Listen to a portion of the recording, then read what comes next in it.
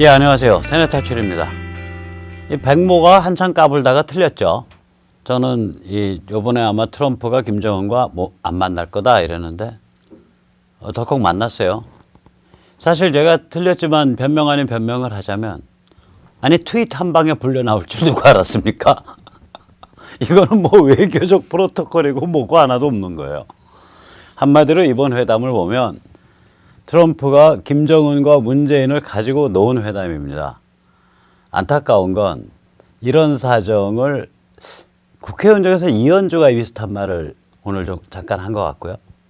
정치인들도 별로 얘기를 안 하고 조중동은 뭐 전혀 얘기가 없어요. 이게 참 그래서 안타까운 거죠. 자, 트럼프가 김정은과 문재인을 어떻게 가지고 놀았는지 하나씩 짚어보기로 하죠. 언론에서 이런 걸 조명을 안 하니까. 이 영화에 보면 엑스트라라고 있죠. 이게 일종의 이제 배경화면 효과죠. 미장센이죠. 소품. 뒤에 늘어놓는 거죠. 아무 역은 없지만.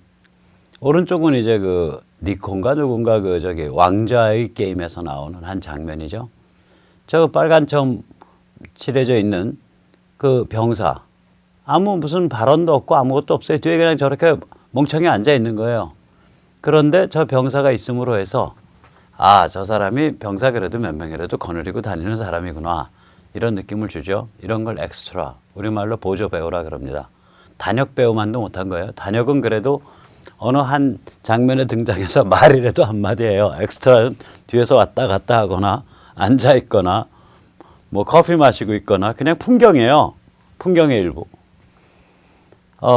이 트럼프 방한 행보에서 문재인은 엑스트라 보조 배우입니다. 저 지금 트럼프가 판문점에서 이제 그 북쪽으로 걸어가는 장면인데 저기 보면 문재인 저 회전도 앞에서 딱 부동 자세로 서 있잖아요. 저 문재인이 참 생각을 해보세요. 대한민국의 대통령이고 이게 대한민국 영토 안에서 벌어진 일이고 미국 대통령이 만나는 자가 대한민국 국가보안법상 반국가단체 수괴인 자를 만나는데 대한민국 대통령이 완전히 저 엑스트라 보조 배우 역할을 하고 있습니다. 저러고 밥이 넘어가고 잠이 자는지 모르겠어요. 또 이런 사정을 전하지 않고 꼬집지 않는 조중동 같은 메이저 언론은 뭐하러 언론을 하고 있는지 모르겠습니다. 한마디로 문재인은 투명인간이죠. 제가 세뇌탈출에서 전번에 말씀드렸지만 투명인간이 영어에서는 아주 안 좋은 뜻이에요. 그러니까 없는 존재로 취급된다 이 소리예요. Invisible man. 없는 존재로 취급된다. 아예 그러니까 사람으로 취급을 안 한다 이거죠. 그런 존재가 있는지. 이 생각을 해보세요. 대한민국에 와서 대한민국의 경제를 이끄는 기업 총수 20여 명을 만나는데 그러면 최소한 청와대 경제수석이나 혹은 무슨 저기 뭐야 그 장관 정도 혹은 총리 정도는 배석을 해줘야 돼요. 없이 그냥 자기가 불러서 만나버리잖아요. 호텔에서 그것도. 호텔에서. 이거는 다른 뜻이거든요. 호텔에서 만난다는 거는 굉장히 친숙한 뜻을 의미해요. 전경련 회관도 아니고 무슨 컨퍼런스룸도 아니고 호텔에서 그냥 식사하면서 한 20여 명 같이 불러서 우리 기업인이다 이거죠. 저 정도 되면 문재인은 숟가락 놔야 됩니다. 거기다가 트럼프 문재인 단독 회담은 전번에 이어서 이번에도 사실상 없다시피 하죠. 판문점에서는 8분 인생했네요. 같이 사진 찍느라고. 그러니까 이거는 완전히 문재인에 대해서 그냥 없는 사람 취급해버린 거예요. 이 의전의 그 내용을 보면 이걸 좋다고 빨고 있는 문바들은 뭔지 모르겠습니다. 김정은은 어때요? 더 합니다, 여기는.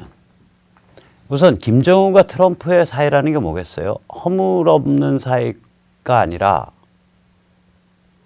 수만 명, 수십만 명의 생명에 왔다 갔다 하는 사이잖아요. 트럼프가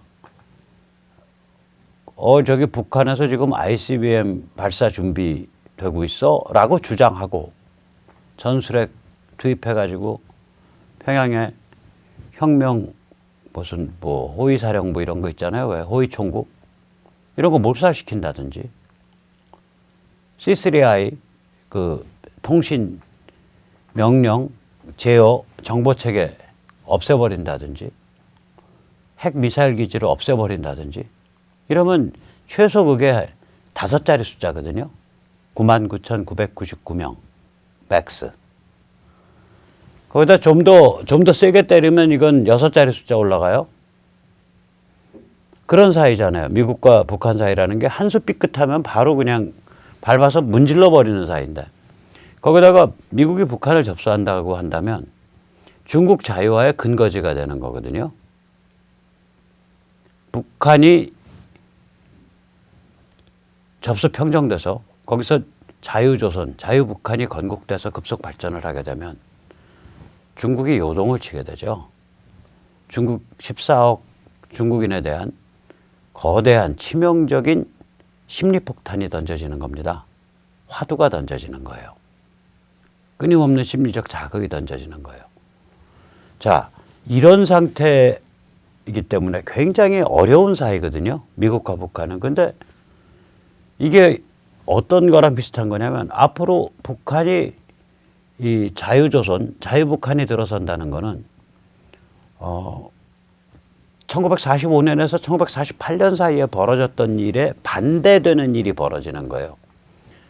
이 시기에는 중국의 국공내전이 만주에서 집중됐었습니다. 중국의 국공내전이 4년을 갔는데요.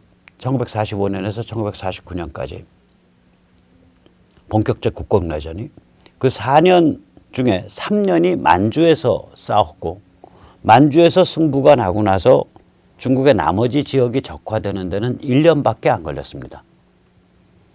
다시 말해 만주가 국공내전의 결정적인 승부를 가늠하는 전장이었거든요. 그 만주에서 싸우다가 부상을 입는다든지 혹은 보급품이 떨어지면 압록강 두만강을 건너서 북한으로 들어와요. 중공군이. 그래서 북한에서 몸을 추스리고 물자를 추스린 다음에 다시 압록강 두만강을 건너서 다시 만주로 들어갑니다. 그런 역할을 했었어요. 이 중국 적화 과정에서 북한이 근거지 역할을 했다고요.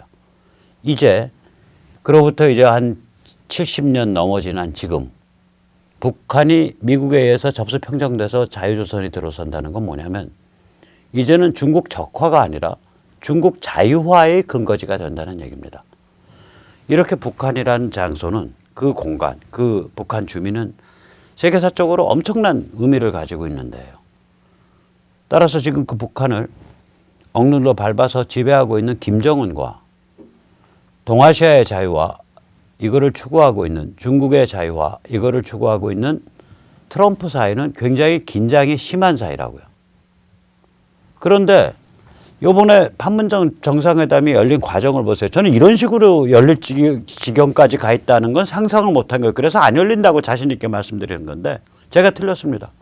트럼프가 번개팅 하듯이 트위터로 야, 너 나 판문점에서 만날래? 삑 하고 쏜 거예요. 이게 27일인가 28일 날 아니에요. 27일.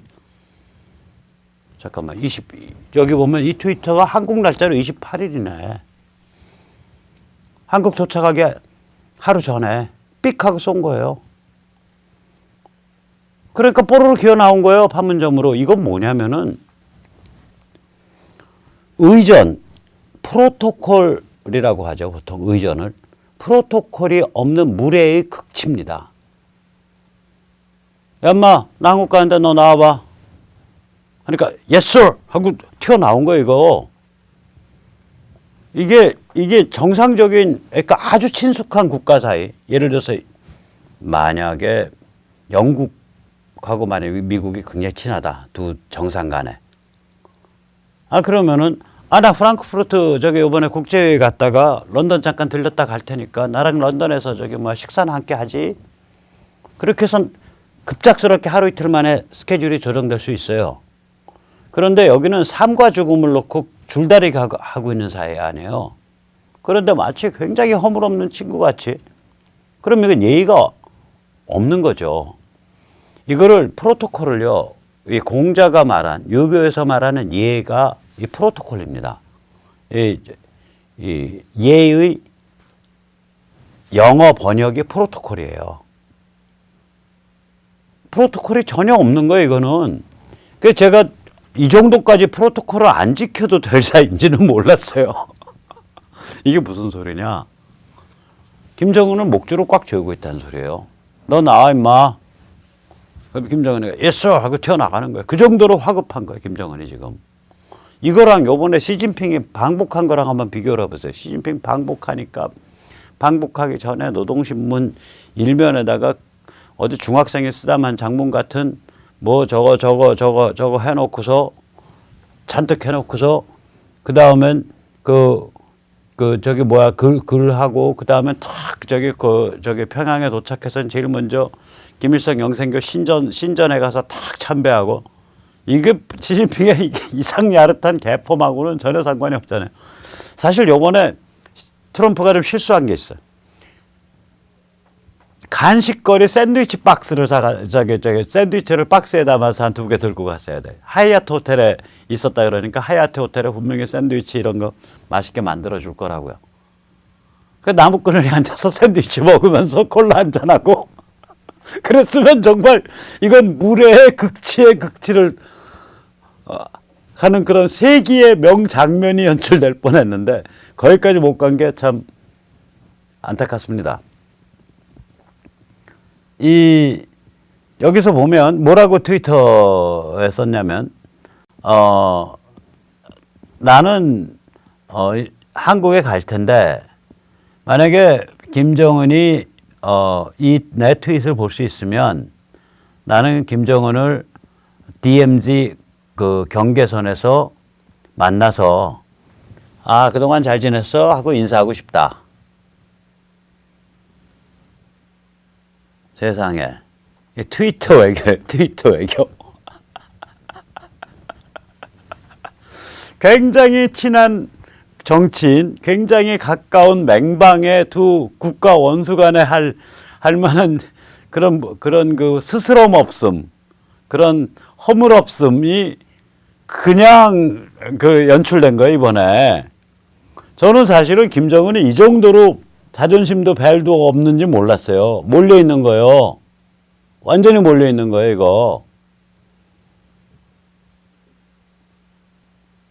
완전히 몰려 있는 겁니다. 이런 식으로 이 미북 정상회담이 연출된다? 무슨 화끈한 무슨 뭐 사이도 아니고 지금 아니 이 트위터 날리는 당일날 한국 날짜 28일이니까 미국 27일이잖아요. 27일 당일날 조금 이따 다시 한번 말씀드리겠지만 상원에서 가결을 해서 오토 원비어법을 가결. 그러니까 정식 명칭은 브링크법이죠.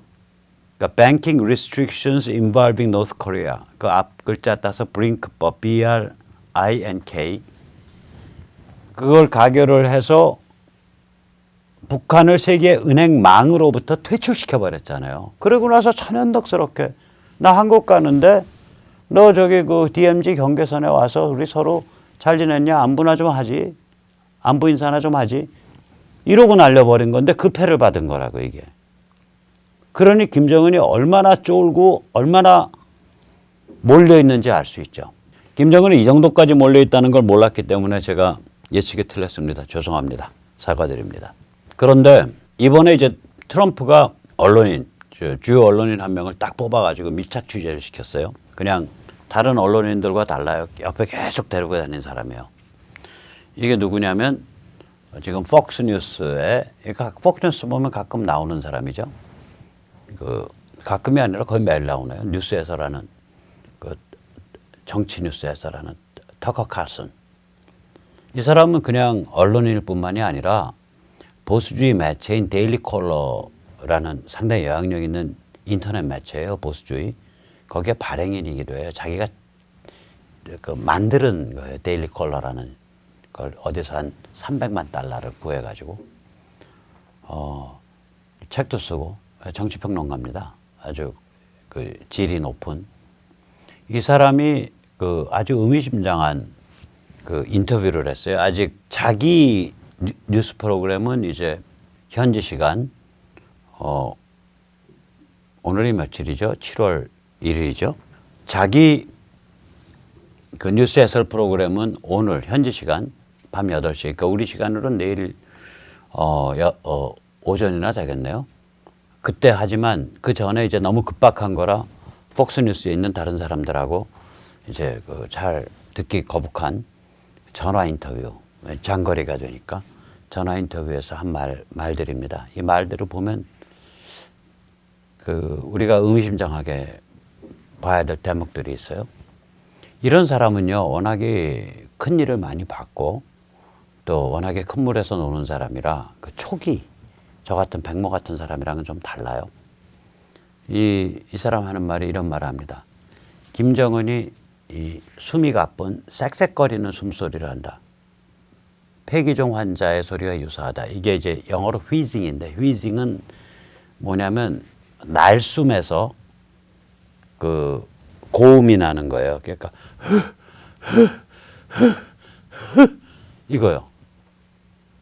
이걸 휘징이라 그래. 그 휘징 소리가 나. 폐기종은 그 헛박과리가 꼬여갖고 숨을 못 쉬어서 그 고통스러워하는 상태 아니에요. 폐기종 하면 그 꼬인 헛박과리 부분에 밖에서부터 구멍 뚫어서 빼주잖아요.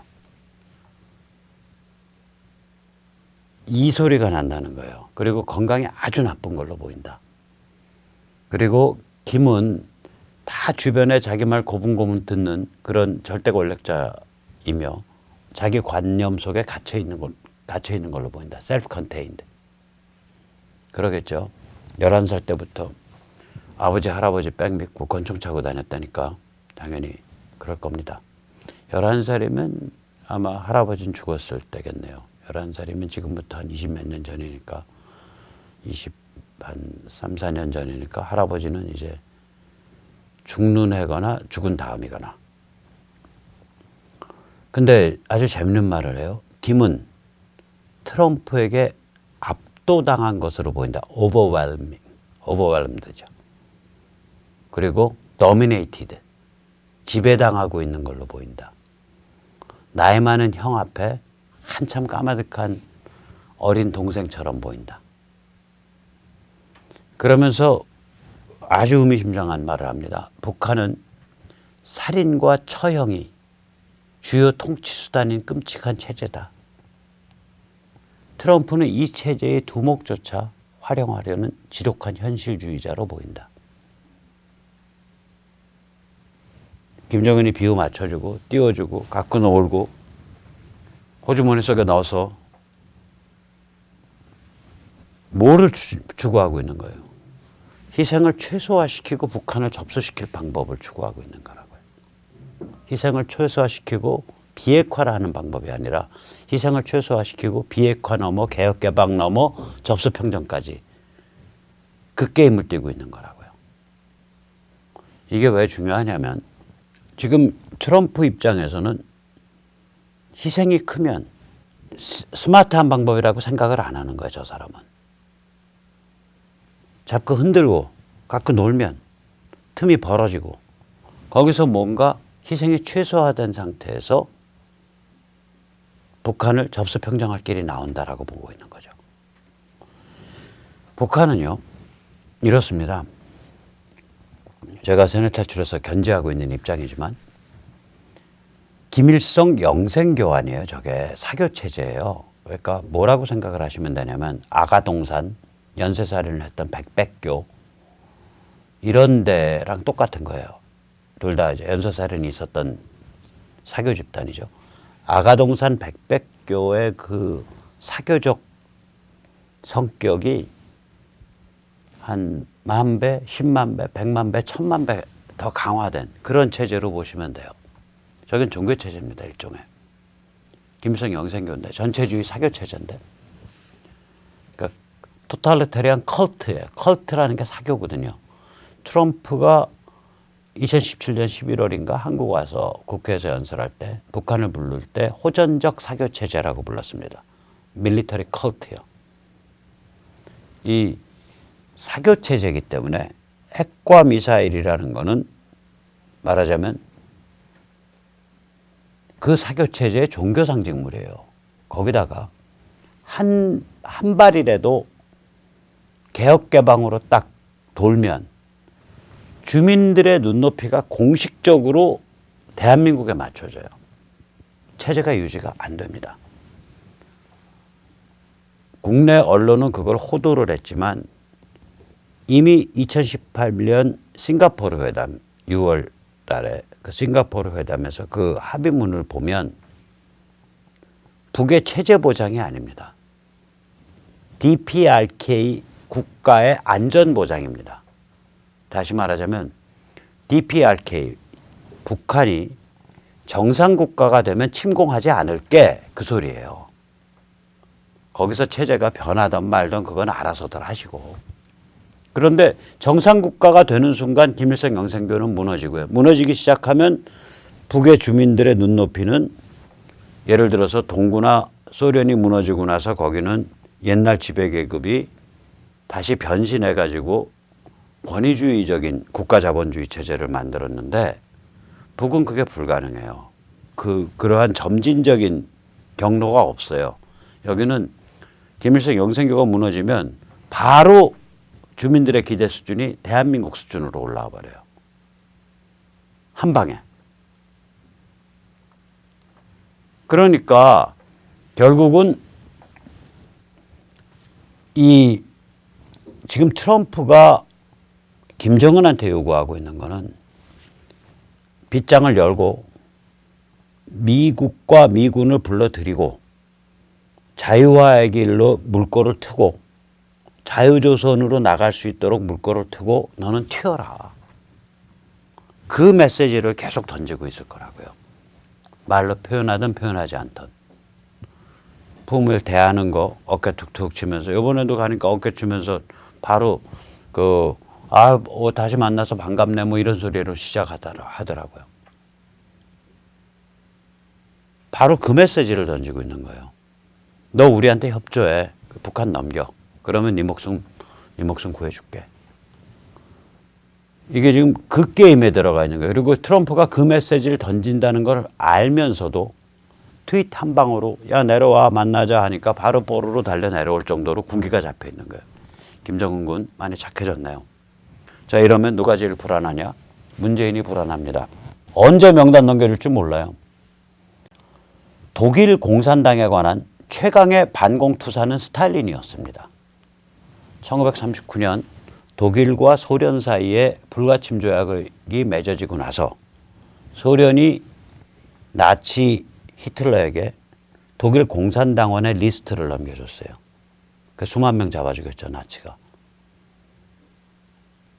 지금 벌써 북은 문재인한테 벌써 시그널 보내잖아요. 너 엉터리 같이 무슨 뭐 중간에 중재자를 한다는 등 그렇게 하면서 네 생색 차리고 너가 거기서 뭐 저거 하려고 뭐 저기 정치 노름 하려고 하지 마. 우리 부담스러워. 미국과 얘기하는 건 우리가 직접 할 테니까 너네에게 얼씬거리지도 마. 벌써 이 시그널 주고 있잖아요. 이제 너 이용할 거 다 이용해 먹었다 이거지. 너 어차피 더 돕지 못한다 이거지. 이 판에서는. 오히려 영생교와 김일성 영생교의 3대 메시아 교주도 아닙니다. 이건 메시아입니다. 신적인 존재예요. 3대 메시아 김정은과 트럼프 사이에 다이다이 1대1 직거래에 대해서 잡음을 일으키는 요소로 보이는 이제 취급하는 거예요. 문재인을. 586 주사파를. 그게 살벌한 거죠. 살벌해진 거예요.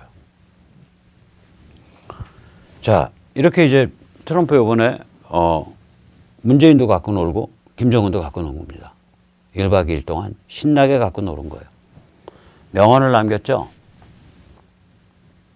이 북한 문제에 대해서. 이제 기자들이 저기 대화 하는데 북은 지금 뭐 폼페오나 볼턴이 있으면은 대화 못 한다고 하지 않습니까? 그 점에 대해서 어떻게 생각합니까? 이렇게 물으니까 트럼프가 뭐라 그랬냐? 영철이, 혁철이 걔들 아직 살아있잖아. 걔들 아직 살아있잖아. 이거 무슨 얘기냐면 김정은 체제는 뻑하면 사람 잡아 죽이는 체제다. 지 이복형도 잡아 죽이고 지 고모부도 잡아 죽이고 뻑하면 잡아 죽이는 체제다 아는 거예요. 그거에 빗대서 조크한 거라고요. 아 거기도 저기 폼페오나 볼튼이랑 얘기 꽤 하던 혁철이나 영철이 살아 있으니까 걔들 나오라 그러면 되지. 아직 살아 있잖아. 아직 살아 있잖아. 정확히 파악하고 있는 걸 보여줘요. 그 다음에 이런 말 하잖아요. 최대 압박 경제 제재를 완화할 생각이 없다. 시간 많다. 여유 가지고 철저히 하는 게 좋다. 이러면 김정은이는 미치고 환장한다고요. 특히 아까 말씀드렸듯이 6월 27일 날 북한을 세계 은행망에서 퇴출시켰습니다. 극단적으로 말하면 북이 외국으로 송금할 길이 다 없어진 거예요. 외국으로 송금을 하거나 외국에서 입금 받을 길이 없어진 거예요. 전부 현찰 갖고 다니면서 거래해야 된다는 소리예요. 바로 100% 사고 나죠. 돈가방 그 손에 쥔 사람이 튈 거 아니에요. 왜냐? 정상 거래를 해도 중간에 네가 착복했다라고 올가미 씌울 거거든. 그러니까 돈가방을 손에 쥔다는 얘기는 튀느냐 아니면 바보같이 성실하게 일하다가 숙청당하느냐 둘 중에 하나 선택해야 되는 그런 상황이란 말이죠. 그 돈가방 심부름 시킬 놈도 없을 거라고요. 뿐만 아니라 상대방 입장에서는 얼마나 황당할 거예요. 정상적으로 은행으로 입금을 받아야 되는데 이게 무슨 뭐 마피아도 아니고 무슨 뭐 마약 거래 대금도 아니고 유엔 제재에 해당하지도 않는데 은행 입금을 못 받는 거예요. 다른 예를 들어 드릴게요. 지금 러시아에 아직도 벌목공도 수천 명 남아 있거든요. 올해 말까지 갈 겁니다. 그 사람들 급여를 어떻게 할 거냐고. 그전엔 이거를 중앙정부에 입금을 받고 그 사람들한테는 따로 생활할 수 있게 현지에서 생활, 그 아주 뭐 기숙사 생활 비슷하게 이제 계집 수준의 생활 할 수 있게 따로 재원을 밀어주고 뭐 이런 식이었을 텐데 이제는 어떻게 되겠어요? 러시아에서 현지 소장한테 루블 캐시를 줄 거 아니에요. 혹은 달러 캐시를 줄 거 아니에요. 그럼 현지 소장이 그걸 들고서 열차를 타고 국내로 가야 되는 거예요. 그 다음에 국내에서 거기서 또 생활비를 쓸 거 몇 달러는 또 재해놓고 국내로 가져가야 될 거 아니에요. 재해놓은 거를 어디다가 은행에 입금도 못해. 은행망에서 퇴출돼 있어갖고.